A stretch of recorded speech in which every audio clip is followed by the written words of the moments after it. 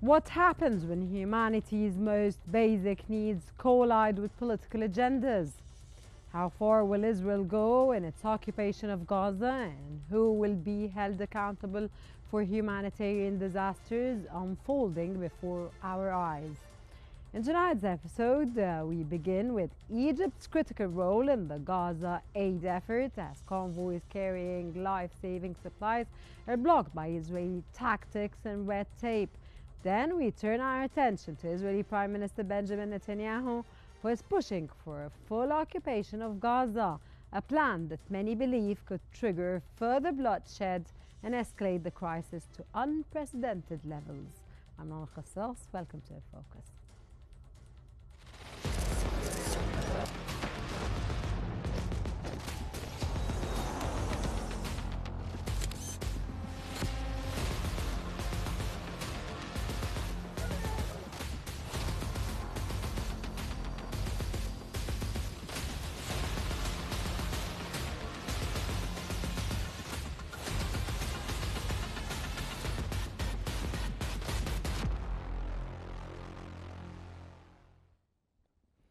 According to Ahram Online, Egypt has sent its ninth humanitarian aid convoy to Gaza, bringing essential food, medicine and supplies to those suffering under Israel's brutal blockade. While Egypt has made significant efforts to help Israeli forces have continued to impede the entry of these aid trucks, limiting the number of deliveries despite warnings of impending famine. Over 200 Palestinians have died from starvation since July, and international aid organizations are calling the situation a human rights catastrophe. Egypt's humanitarian initiative, Zaid al-Izz from Egypt to Gaza, has delivered over 20,000 tons of aid since July the 27th, but with 5,000 trucks still waiting to cross into Gaza, the situation remains dire. President Fattah al-Sisi has condemned Israel's role in the ongoing siege, labeling it as war of starvation and genocide. Yet Israel continues to impose strict inspections, holding up convoys at the Karm Abu Salim crossing, significantly delaying the life-saving supplies.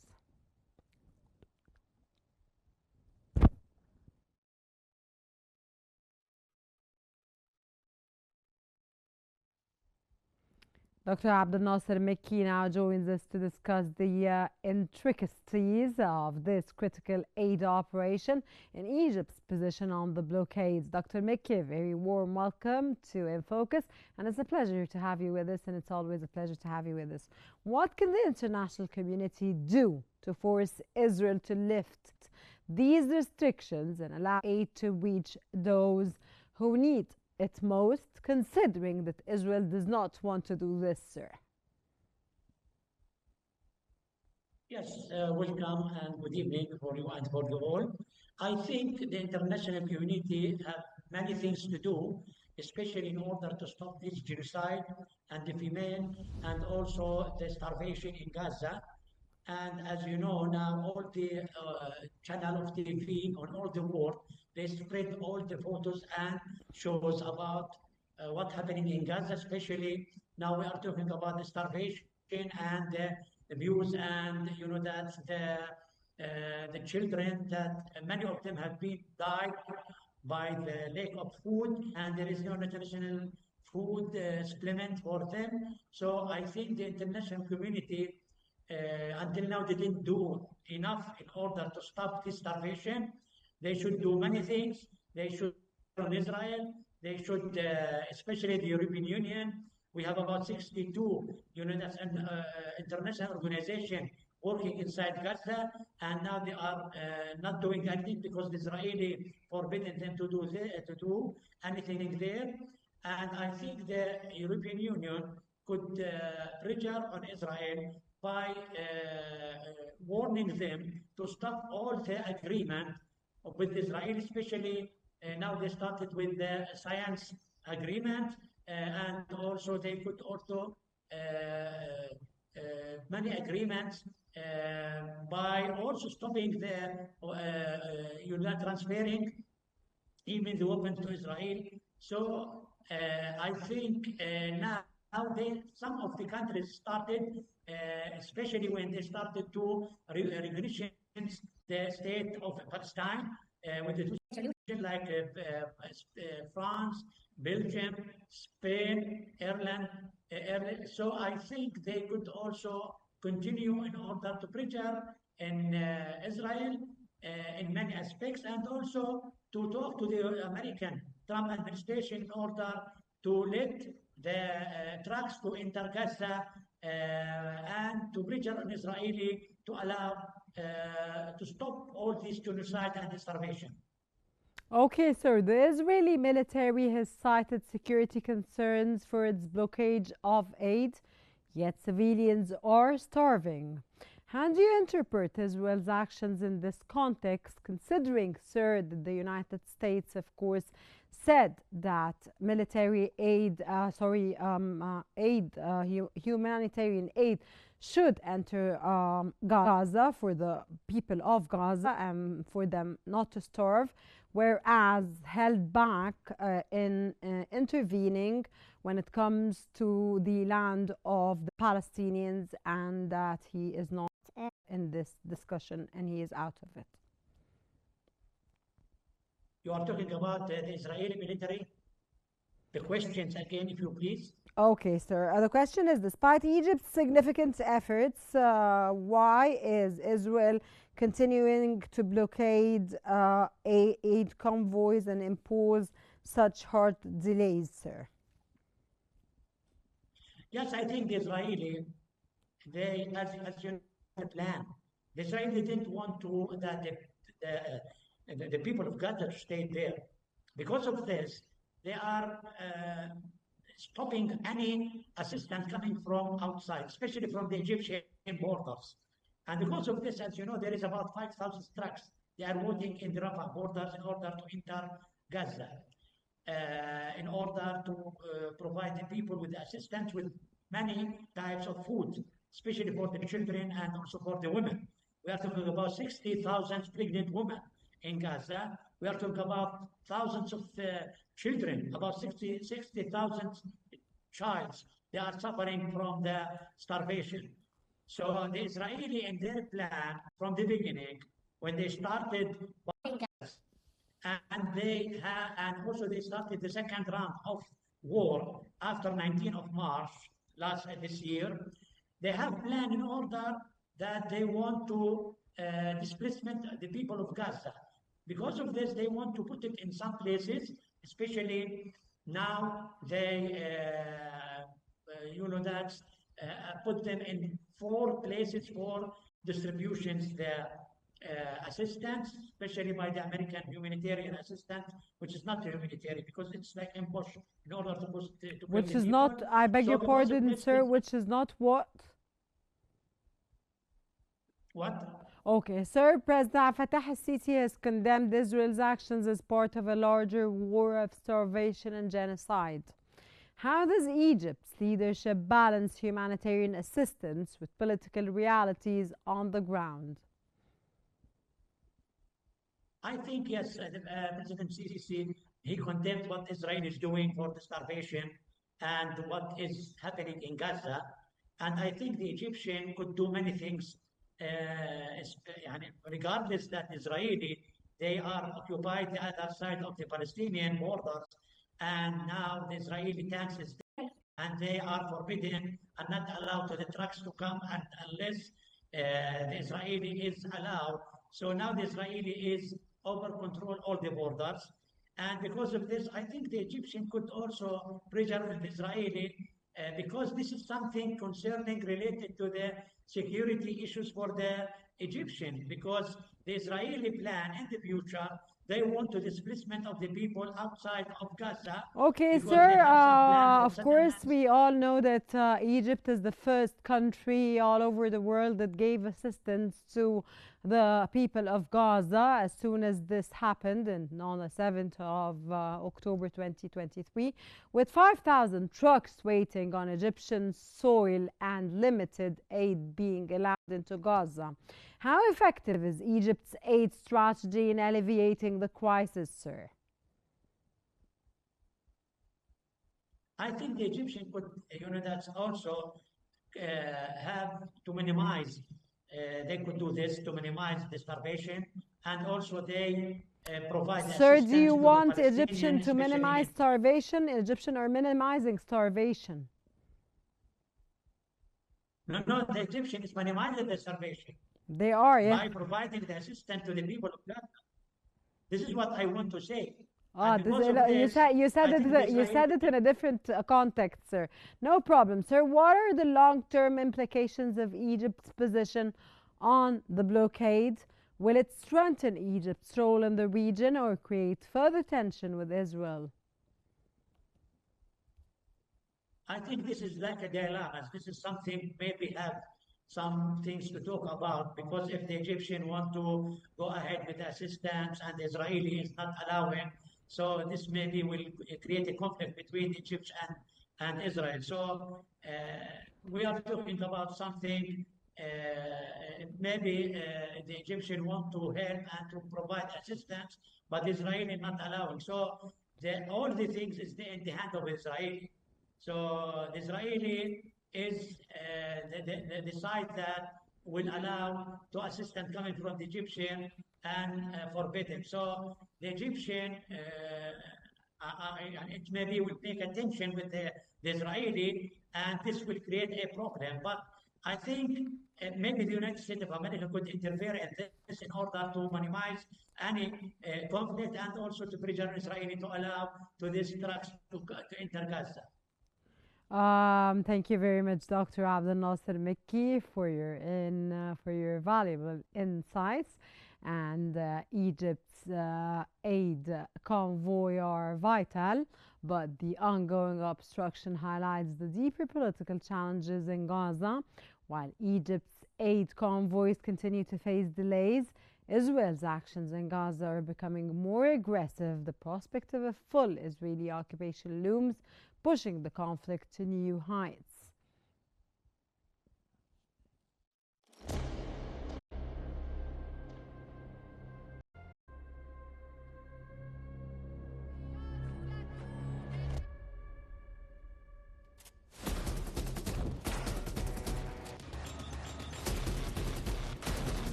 Foreign policy reports that Israeli Prime Minister Benjamin Netanyahu is preparing to propose a full military occupation of Gaza, a dramatic shift in Israeli policy.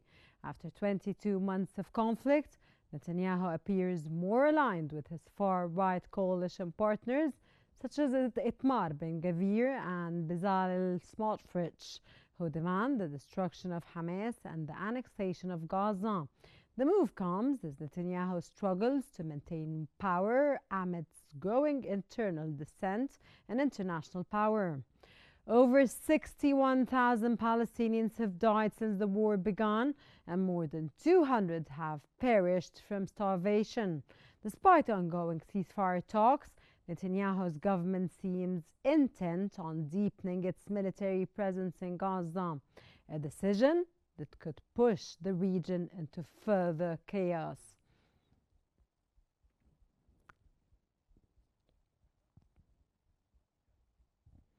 Dr. Mohammed Osman joins us to analyze the implications of Netanyahu's proposed full occupation plan and its potential to reshape both Israel's future and Gaza's fate. Mr. Osman, a very good day, and of course, it's always a pleasure to have you with us in any interview, sir, and welcome to the show. Sir, Netanyahu's government is pushing for a full occupation of Gaza. How much of this push is driven by internal political pressures and far-right coalition demands? Thank you for having me, Rana. Always a pleasure to be with you as usual and on cue, of course. Definitely the Netanyahu government now is moving forward with the maximalist scenario for the settlement of the conflict in Gaza. It seems now that the very dormant and secretive intentions and goals of this war are coming to light and are becoming the overtime publicly announced goals of this war, and that is the full occupation of the Gaza Strip, the elimination of whatever is left of the armed Palestinian factions and factions of resistance inside the Gaza Strip, and basically placing the entirety of the Gaza population under some form of military rule, martial law imposed by the Israelis, with the intent of eventually displacing them out of the Gaza Strip. I think this is what Netanyahu is heading right now. This is what the far-right components of his governing coalition, like Ben Gvir and Smotrich and others, all of the far-right nationalist and religious parties in his coalition wanted to go for this scenario. Even certain segments within his own Likud party want to go with this maximalist, absolutist scenario. Unfortunately, he is facing resistance from certain elements within his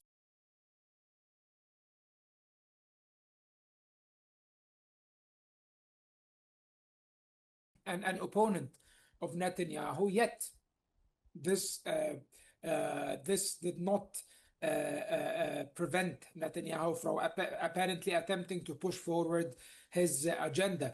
The military top brass of the Army of Occupation, namely Eyal Zamir, the chief of staff, also is opposed to the full reoccupation of Gaza by Israel. However, Netanyahu reportedly told him to stick to his lane and take the orders from the political echelons, basically, and implement them. And if he does not like it, he could resign. This is what the Israeli media reported, Netanyahu telling his military chief of staff. So it seems that we are inching more towards this very dark scenario of the reoccupation of the Gaza Strip. And it seems, and this is what is even more alarming, that the Israelis have received a very tacit green light from the Americans, that Washington is on board with this. When President Trump was asked yesterday about the possibility of Israeli reoccupation of the Gaza Strip, President Trump's reply was, "That's up for Israel to decide." This is a very dangerous statement made by President Trump, which basically delegates any responsibility and any powers with regards to the settlement of the issue in Gaza to Israel. It appears that the Americans now are only focused on the humanitarian aspect of things. At least this is what they claim. This is what Trump said. But they're not interested in imposing a ceasefire anymore, Rana. And this is really sad. With mounting international condemnation and legal risks, do you believe Netanyahu will proceed with this plan? And what are the consequences for Israel's international standing, considering, Dr. Mohammed, what you just said about the United States? Of course, Trump yesterday said in a statement that the starvation in Gaza should not complete and humanitarian aid should enter Gaza. But when it comes to the occupation of Gaza and of course, what's happening in Gaza, the atrocities and genocides, and of course the deportation of all the Gazans, it's none of his business, in my words.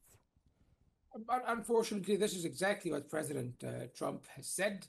Israel can bear the consequences of its actions as long as it has the unconditional support it gains from the United States. And it seems that this unconditional support is still intact, is still there. It's not only that, it's increasing from the American side, it seems. It seems that the Americans are currently, at least, not applying any serious pressure on the Israelis to stop the war. And probably they never applied any pressure to begin with to genuinely end this war, at least since the beginning of the second Trump administration, and even during the era of Biden. Let's never forget that most of the atrocities that took place over the course of this war was in the Biden era, not in the Trump era. However, they equally share responsibility because this has been a historical stance taken by the United States, an institutional stance with regards to Israel. The idea of treating Israel as an integral part of U.S. interests in the region, or even as an outsourced part of the United States of some sort, a 51st state, if you may. So this is how Israel is being treated, unfortunately. They get blank checks from the Americans all the time, so they can bear the legal consequences. What are the legal consequences that we can speak of? Warrants by the International Criminal Court. This did happen. What did the United States do? They imposed sanctions on the judges and the prosecutor general of the International Criminal Court. And instead of them being the law enforcers and the judges and the prosecutors, they have become the bandits, the outlaws that are now being prosecuted and punished by the US sanctions regime. It's quite absurd and it's quite silly and rather laughable and tragic. All of these things in one package, basically, what the world has come to, unfortunately. So unfortunately, they can bear the responsibilities. All the European condemnations that are coming out of the European continent from many countries, the expanded recognition of the Palestinian state and whatnot, all of this has a very good symbolic value, a very good moral value. It serves to raise the morale of the Palestinians and the supporters of the Palestinian cause. It serves to appease the very negative public opinion in Europe with regards to Israeli atrocities in Gaza. Most of the European public opinion is against it right now. So it serves these stances by the Europeans. However, does it change anything on the ground? No, it doesn't. Why doesn't it? Because the Europeans are not taking any serious steps in order to pressure Israel in a serious and an effective manner, like imposing sanctions, like Dr. severing. Mohammed, in light of the recent, of course, updates that are taking place nowadays, of course, the UN Security Council and countries like France and other countries, of course, like Germany, that are trying to that are against what Netanyahu is doing and started speaking up about the issue and about this catastrophe that's taking place. Don't you think any change is going to take place? No, I don't. You don't. And I think Okay. most of the European leaders are a bunch of hypocrites, if you excuse my selection of words and No, terms. sir, it's up to you. Netanyahu has been accused, sir, of course, making his political survival a priority over the welfare of Israelis and Palestinians alike. How does this align with Israel's historical stance on Gaza? It is true that Netanyahu is taking advantage of the war situation in order to ensure his own political survival and prolong his tenure in power. This is a given fact, unfortunately. But that does not mean that this war is going on because Netanyahu wants to stay in power. This is absolutely not true. The Israeli establishment, Israel as a state and as a nation, desires the elimination of the Palestinian cause, the liquidation of the Palestinian cause, the elimination of Palestinian existence on what remains of historical Palestine, which is the West Bank and the Gaza Strip, about 22% of the total area of historical Palestine. They want a one-state solution, an Israeli state, a Zionist state, a Jewish state with no Palestinians. The Palestinians should be ethnically cleansed out of what remains of the lands they are staying in. This is the true aim of the Israeli establishment, and this is really the consensus of the Israeli political class, and unfortunately even of most of the segments of Israeli society. Most of the Israelis support the displacement of the Palestinians. Most of them oppose the two-state solution. Most of them oppose any form of Palestinian autonomy, let alone statehood. Netanyahu and his government and all of the political spectrum of Israel calls the Palestinian Authority and Fatah and the Palestine Liberation Organization terrorists. Not only Hamas, they're even calling the moderates, the ones who signed with them the Oslo Accords, the one who are engaged in the peace process, who recognized Israel. All of those are considered by Netanyahu as terrorists. The moderates, the sound-minded, the level-headed Palestinians, everyone is considered a terrorist by Netanyahu and the Israeli establishment as well. So this is a war, a war that will achieve a historical victory for Israel in their view, of course, that will entail the elimination of Palestinian existence, unfortunately. And Sir, it do should you be seen as believe that such. there's going to be an elimination of the Israeli existence? Of Palestinian existence, you mean? Palestinian, sorry? Let the Israeli This, eliminate, it's okay. this is a possibility. We cannot outrule it. I think that the Palestinians are sturdy and are resisting very harshly any attempts to displace them from their lands. The Arab world and the international community is attempting to block these Israeli-American efforts, and I will call a spade a spade. These are Israeli-American efforts to complete this genocide in Gaza, which and its 2.0 version will take place in the West Bank afterwards when they're done. But unfortunately, all of the indicators right now point to the fact that we are going towards the possibility of the depopulation of the Gaza Strip, at least partially. This is where the indications are going. Many factors might change over the coming days and months that might actually change that. We might see a very drastic change in the American position. We know that President Trump is a very unpredictable American president, and I do believe that. And his rather erratic, eccentric demeanor can be something that is negative and positive at the same time, because you cannot predict him. Suddenly he might say, oh, you have to stop the war and you have to stop this, and let's talk about a peace process. It's a very remote possibility, near impossible, but it's not impossible, actually. It is plausible. So I would not say there is no hope. However, I would say that the picture is very grim. Netanyahu was Israel's foreign minister when Ariel Sharon withdrew from Gaza in 2005, opposing that decision. Is there any irony in Netanyahu's push to reoccupy Gaza now, sir?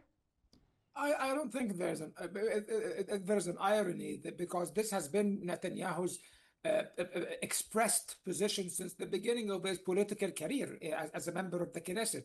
Since the 1980s, Netanyahu has been campaigning against the idea of a two-state solution and a peaceful settlement with the Palestinians. He always believed in the one-state solution, in a pure Jewish state. He has fascist tendencies, and this is not something that he ever hid.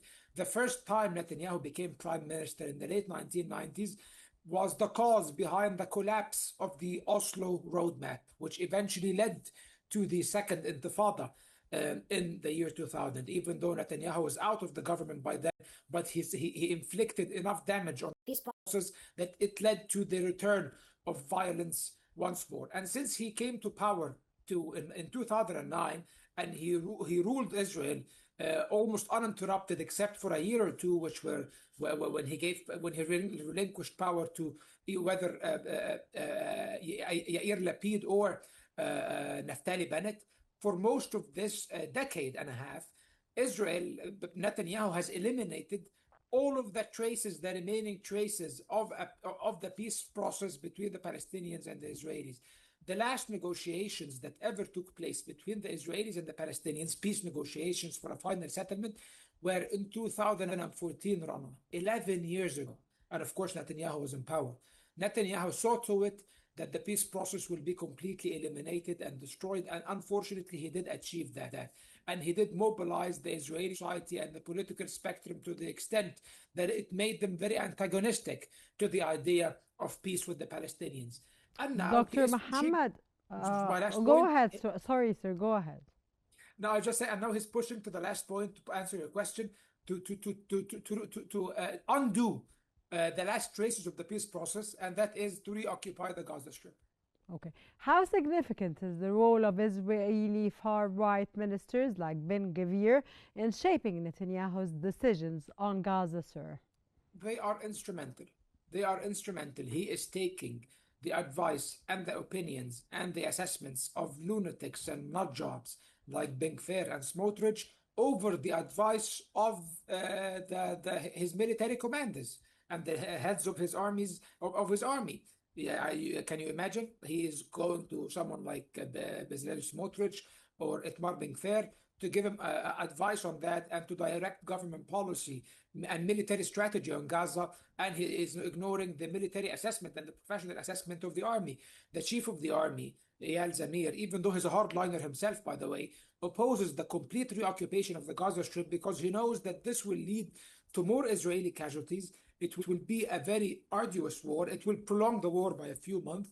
And most importantly, it will lead to the death of the remaining detainees inside the Gaza Strip, Israeli detainees. And this might even make the military commander himself, military chief of staff, eventually legally liable for their death, because basically they will be the cause of their murder will be the actions of the Israeli army of occupation that he commands. So he fears the legal consequences of that, and he does not want to take part in an operation that might lead to the death of more Israeli civilians who are captured by Hamas. However, Netanyahu and the nut jobs in the right wing who are in his governing coalition don't care about that. Itmar Ben-Gvir even said that the detainees, those whom the Israelis describe as hostages in the Gaza Strip, he called them prisoners of war, meaning that they basically bear part of the responsibility for them being captured by Hamas, and that they should bear the consequences, and that they could be expendable for the bigger goals of annexing Gaza or depopulating Gaza. Okay, Dr. Mohammed, because I have to wrap up now, and you understand what's going on here. The humanitarian situation in Gaza continues to worsen. How likely is it a full occupation? Is that a full occupation will make matters worse, especially considering the starvation and civilian casualties, sir? And in 10 seconds, because they're, you know what they're doing to me now. Yes, in 5 seconds, it will exacerbate the humanitarian situation and augment the famine further. And it will lead to the death of tens of thousands of Palestinians more. Dr. Mohammed, I wouldn't thank you more and appreciate your profound analysis. And always a pleasure, and it's always a pleasure to have you with me in any show, sir. That Netanyahu's occupation plan could redefine the region's geopolitics, but the cost of occupation, both human and diplomatic, remains steep. As Gaza faces an impending occupation and aid efforts struggle to break through the blockade, the world watches as a humanitarian crisis unfolds, fueled by political calculations on all sides. Thank you very much for joining us on In Focus. Stay tuned and stay informed. And until we meet again in another episode of In Focus, thank you very much for watching. I'm Anna Al-Qassas. It's goodbye.